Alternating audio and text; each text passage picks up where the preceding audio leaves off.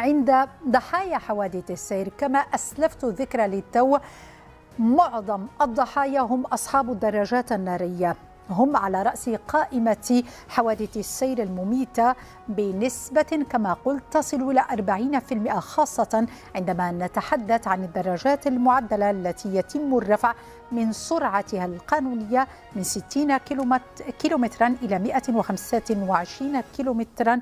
السلام عليكم الاخوان ومرحبا بكم في فيديو جديد. اليوم غادي نهضروا على واحد الحمله اللي داير ضجه حاليا في الشارع المغربي، واللي هو تعديل الدراجات الناريه والحمله الامنيه الجديده اللي نايضه عليهم. الا كنتي من عشاق المواتر ولا عندك شي موتور وكتعاني من هذه الحمله هذه، بقى معنا حتى الاخر باش تعرف التفاصيل كامله. اللي غادي نهضروا عليه في هذه الحلقه هذه هو علاش كيتم التعديل ديال هاد المواتر هادو، وشنو الاسباب اللي خلى هذه الحمله الامنيه هذه حاليا تكون، وشنو الردود ديال الفعل ديال الناس في الشارع. هادشي كامل غادي نعرفوا في هذه الحلقه هذه. ما تنساوش اخوتي ديروا لايك وتشاركوا في القناه باش يوصلكم كل جديد، وخلينا نبداو.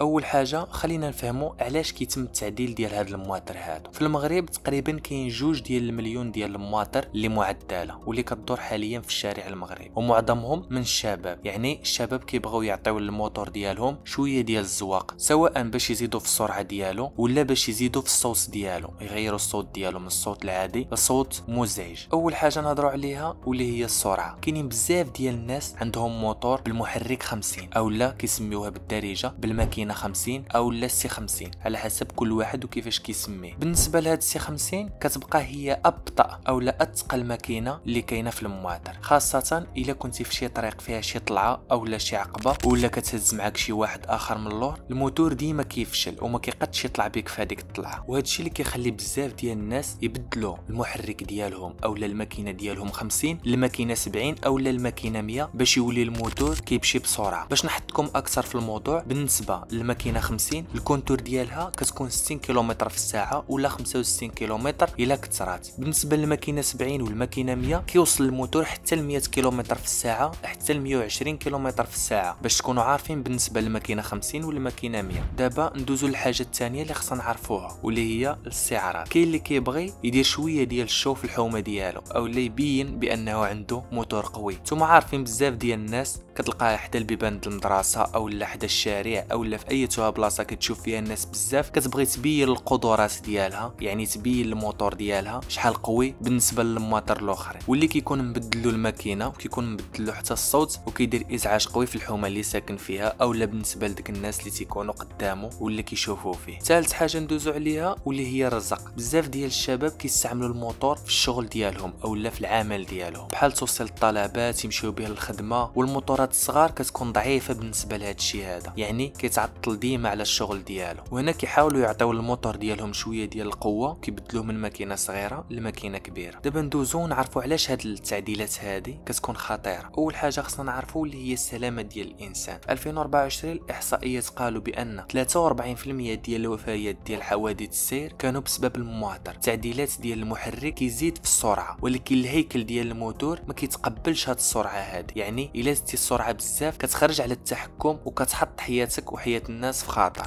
عند ضحايا حوادث السير، كما أسلفت ذكر للتو، معظم الضحايا هم أصحاب الدراجات النارية، هم على رأس قائمة حوادث السير المميتة بنسبة كما قلت تصل إلى 40%، خاصة عندما نتحدث عن الدراجات المعدلة التي يتم الرفع من سرعتها القانونية من 60 كيلومترا إلى 125 كيلومترا. ثانيا الضجيج، واللي كيكونوا معدلين على الشاقمه ديالو، واللي كيخرج الصوت اللي كيضر الساكنه ولا كيسبب الازعاج، وخاصه في الليل. الناس كتشكى من الازعاج، وهذا الشيء كيزيد بزاف ديال التوتر في الحومه اولا في المنطقه اللي ساكنين فيها الناس. ثالثا واللي هي الجرائم. كاين اللي كيستعمل المواتر المعدله في السرقه وفي الكريساج، حيت السرعه العاليه كتساعدهم بزاف باش يهربوا بسرعه. يعني كيف ما كنشوفوا بزاف ديال الشفاره كيستافدوا من هاد الميزه هذه ديال تعديل المواتر. وإلا كنتي معدل الموتور ديالك وما كانتش عندك مصداقيه قانونيه كتخاطر بالحجز ديال الموتور ديالك، يديوها لك الفوريان وغرامه ماليه اللي كتوصل ل 30,000 ديال الدرهم. دابا ندوزو للحمله الامنيه اللي واقعه حاليا في 2025. الوكاله الوطنيه للسلامه الطرقيه نارسا بدات الحمله الوطنيه باش تسيطر على المواطر المعدله، واللي حطات بزاف ديال الشروط واللي منها رخصه السياقه. من دابا حتى لو كان عندك موتور سي 50، بالمناسبه موتور سي 50 او المحرك 50 من قبل ما كانش عنده البيرمي، ولكن حاليا ولا لازم تكون عندك رخصه السياقه. اول حاجه من صنف A1 او لا من صنف AM ولا من صنف A، يعني حتى الدراجات الكهربائيه كيخصهم البيرمي. هذا القرار هذا دخل في حيز التنفيذ في اغسطس 2025. وبالنسبه الا بغيتي دوز الرخصه ديال الموتور الثمن ديالها كيوصل حتى ل 3270 درهم، وهذا الشيء خلى بزاف ديال الشباب يتدمروا حيت البيرمي كيجيهم غالي. الشرط الثاني واللي هو مراقبه السرعه. الشرطه كتستعمل اجهزه اللي سميتها سبايدر موتور باش تقيس السرعه. الى الموتور وصل ل 58 كيلومتر في الساعه او الاكثر كيحجزوه فورا او لا كيديوه للفوريان حتى تعاود الموتور للمواصفات ديالو الاصليه، يعني ترجعوا للمواصفات ديالو الاصليه عاد كيعطيوه لك. الشرط الثالث اللي هو الخوذه الالزاميه او لا الكاسك. من دابا جميع المواطر اللي غيتباعوا حاليا خاصهم يتباعوا مع جوج ديال الكاسكات او لا جوج ديال الخوذات، واحد للسائق وواحد للراكب اللي خاصو يكون موراه، حيت الاحصائيات قالوا باللي 58% غير ديال السائقين اللي كيلبسوا الخوذه و32% غير ديال الراكبين. يعني كيقول لك السائق هو اللي يرتدي الخوذه واللي راكب موراه واخا ما يرتديهاش، وهذا حتى هو دخلوه في الشرط، يعني خاص يكون داير الخوذه الراكب وحتى السائق اللي كيسوق الموتور. الشرط الرابع واللي هو مراقبه الورشات او المحلات. كاين بزاف ديال الدعوات والمنظمات المدنيه باش يشددوا الرقابه على الورشات او المحلات اللي كيعدلوا فيها المواتر الغير القانونيه. من بعد ما عرفنا هاد الشروط هذا وهاد المواتر هادو علاش كيعدلوهم وشنو الخطوره ديالهم، ندوزو دابا نشوفوا ردود الفعل في الشارع المغربي. بالمناسبه كاين اللي كيعارض هاد الفكره هذه وكاين اللي مع هاد الفكره هذه. ندوزو دابا من جهات اللي مع هاد الفكره هذه. بزاف ديال الناس فرحانين بالحمله حيت المواتر المعدله كتسبب ضجيج وحوادث السير. كاين اللي قالوا انهم خايفين يخرجوا في الشارع بسبب السباقات وبسبب الجرائم او لا بسبب الكريساج اللي كيتم بهاد المواتر هذه. الظاهره ولات خطيره في المغرب، كتسبب مجموعه ديال المشاكل. كاينين الناس اللي هما مهنيين ومشاو فيها للحبس، يعني ترزاو في هذوك الناس ديال الدراجات الناريه اللي كيقوموا بشي اعمال غير قانونيه. نشكر الناس ديال الامن اللي خداو هذه البادره على عاتقهم، هما معروفين بهذه البوادر اللي تياخذوا.